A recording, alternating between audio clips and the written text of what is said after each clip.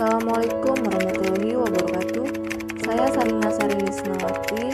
Di sini saya akan menjelaskan tentang pendekatan psikoanalisis, yang dimana pendekatan ini adalah salah satu dari pendekatan konseling. Yang pertama, pandangan pendekatan psikoanalisis tentang hakikat manusia.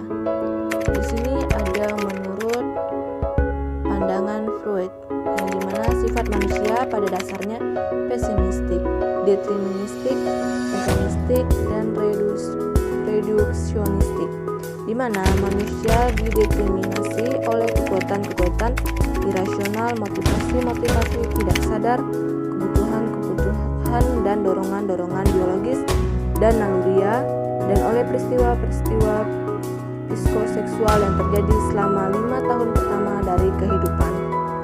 Berdasarkan dari teori yang dikembangkan oleh Freud, prinsip-prinsip psikoanalisis tentang hakikat manusia didasarkan pada asumsi-asumsi. Kita bisa lihat yang poin A, pengalaman masa kanak-kanak mempengaruhi perilaku pada masa dewasa. Yang B, proses mental yang tidak disadari mengintegrasi perilaku-perilaku. Yang C, pada dasarnya manusia memiliki kecenderungan mengembangkan diri melalui dorongan libido dan agresivitasnya sejak lahir. Yang D, secara umum perilaku manusia bertujuan untuk meredakan ketegangan, menolak kesakitan, dan mencari kenikmatan. Yang E, kegagalan dalam pemenuhan kebutuhan seksual mengarah pada perilaku neurosis. Yang F, apa yang terjadi pada seseorang saat ini dihubungkan pada sebab-sebab di masa lampaunya dan memotivasi untuk mencapai tujuan-tujuan di masa yang akan datang. Yang G, latihan pengalaman di masa kanak-kanak berpengaruh penting pada perilaku masa dewasa dan diulangi dalam transferensi selama proses terapi. Selanjutnya yang kedua, hakikat konseling. Secara umum, hakikat konseling adalah mengubah perilaku.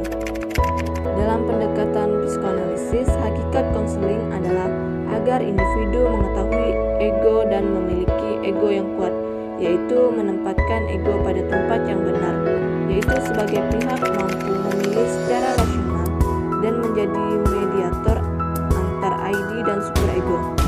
Konseling dalam pandangan psikoanalisis adalah sebagai proses reedukasi terhadap ego menjadi lebih realistik dan rasional.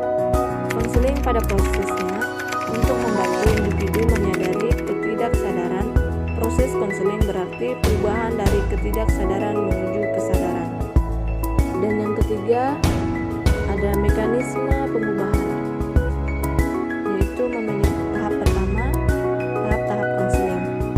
Secara sistematis, proses konseling yang dikemukakan dalam urutan fase-fase konseling dapat diikuti berikut ini.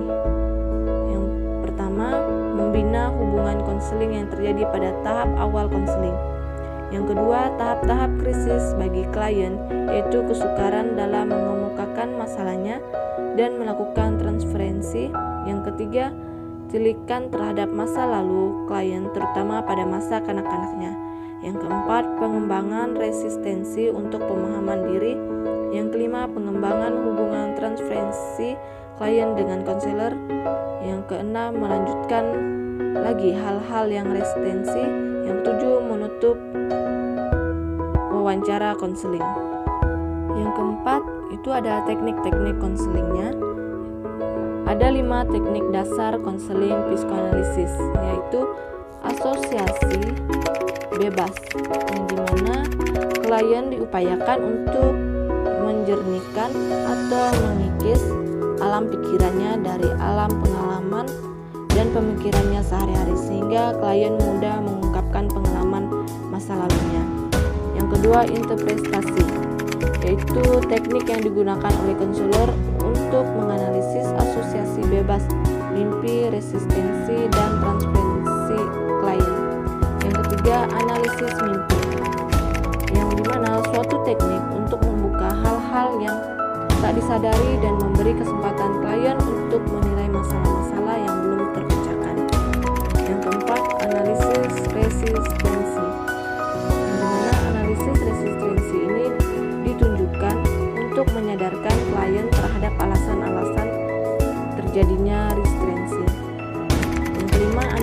transferensi, yang dimana konselor mengusahakan agar klien mengembangkan transferensinya agar terungkap neurisisnya, terutama pada usia selama 5 tahun pertama hidupnya.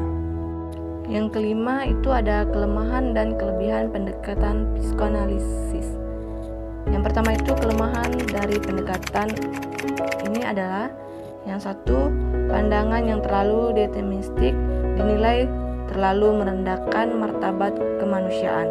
Yang kedua, terlalu banyak menekankan kepada masa kanak-kanak dan menganggap kehidupan seolah-olah ditentukan oleh masa lalu. Hal ini memberikan gambaran seolah-olah tanggung jawab individu berkurang. Yang ketiga, cenderung meminimalkan rasionalitas. Yang keempat, kurang efisien dari segi waktu dan biaya.